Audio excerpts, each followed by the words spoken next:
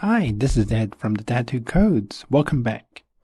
So in the last video, we learned how to create template literals, and these help us to write multi-line strings, and we learned how to pass variables into our template literals using string interpolation.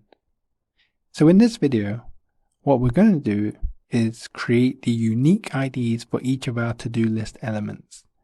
These unique IDs will be used for the onComplete and onDelete functions. So let's clean up our code quickly.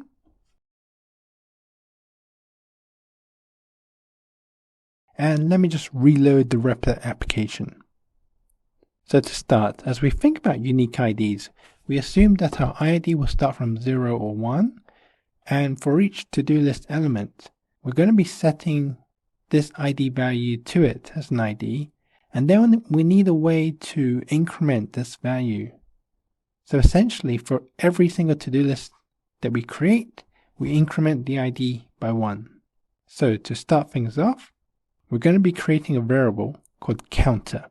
Our idea is that every time the Add To Do button is clicked on, it calls the create to do function.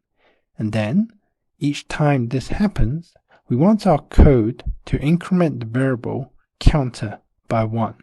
For here, if you were not aware, if we put the ++ symbol right after the variable counter, this will add 1 to the counter value.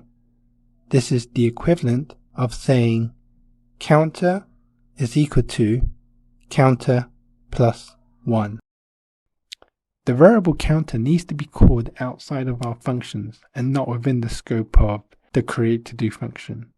For our to-do list items, each li element is going to have its own ID attribute. Each ID attribute in my code will be named ''todolist'', then followed by whatever the value of counter is at that moment in time.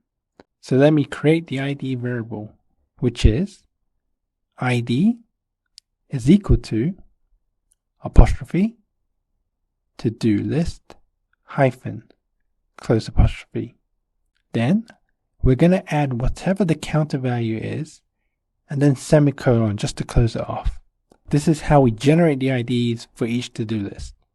Next, we need to pass this ID variable into our template literal. So for each of our li elements, there is an ID attribute. We will pass in our variable ID as the value of these ID attributes. Remember to use placeholders as we learnt before. Now we are not using the variable key anymore in our code, so we need to change these as well. So we're going to just change them quickly to ID and ID. Next, let's look at our functions, the onComplete and onDelete, and change what the console.log message says. I'm also going to change the parameter from sentence to ID. It just makes it clearer for me what this parameter value is. You can name the parameter anything you want.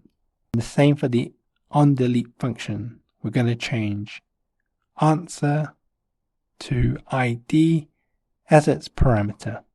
Next, let's change the string to say deleting to do hyphen, and then we add the parameter ID to our string. So let's see how this works. We reload the Replit application. We click on the Add To Do button. We click on complete, and I've just noticed that the first one's not a number, NaN. That's what NaN stands for. So let me look at my code, and I can see the issue in my code. So let me just fix it quickly. I'm going to be setting counter to 0 at the beginning. Okay, so let's reload the Replit application again, and then click Add To Do button, and then the complete button, and we can see the first one says this is todolist -1, which is great, just what we wanted. And now if we click on the delete button, you can see it also mentions todolist 1 as well. Fantastic. So let's create a second to do, and then when we click on the second complete button, we can see that the ID value has increased to 2 now. So everything is working great. Each to-do list has an ID that is unique, and the ID variable that I have is being passed to each of our to-do list elements. So next, how do we remove our to-do list items from our application. So the idea will be when we click on the On Delete button here, what is going to happen is that the to-do list item that we click delete on will be deleted. And there just happens to be a property that helps us delete it called remove. So remove does exactly what it says. It's going to look at the element that you're referring to and then remove it from the DOM. Anytime we refer to the DOM, this stands for Document Object Model, and this refers to essentially the HTML web page that you are running. So back to removing the to-do list, and for this, I'll make it a quiz for you. So firstly, I want you to find the element, essentially the to-do list element, that we need to delete based on the ID that it has. Next, using that element, I want you to call the remove property on that element. So give it a quick try now. I'll give you a few seconds and I'll show you how I do it. Okay, so what we would do is we would find the element by the ID that's been passed into the onDelete function. So we start with document dot get element by ID, open parentheses, the parameter ID, close parentheses, dot remove, open and close parentheses, and then semicolon. So let's reload the REPL application now and give it a try. So we're going to click add to do a few times, and now let me delete the first one and it gets deleted. Let me delete the third one here and that also gets deleted. Let me create two more just to show you and delete the fifth one, and you can see that's working as well. Let me delete the next one and that gets deleted. So you can see everything's just working fine.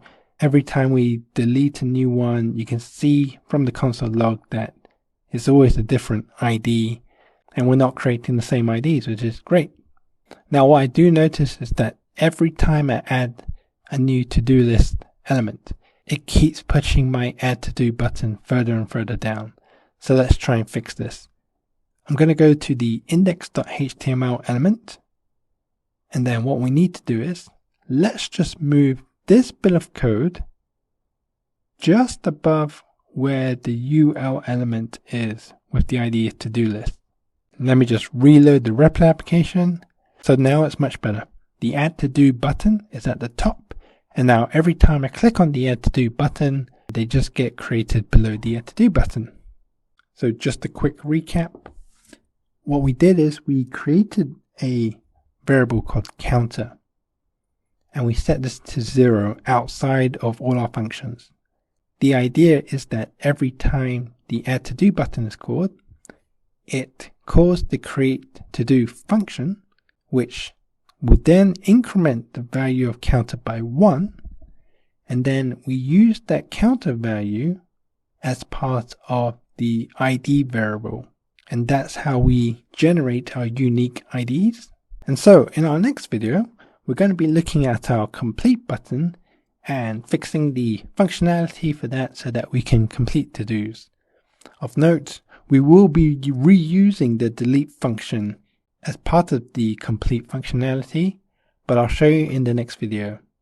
So take care, all the best.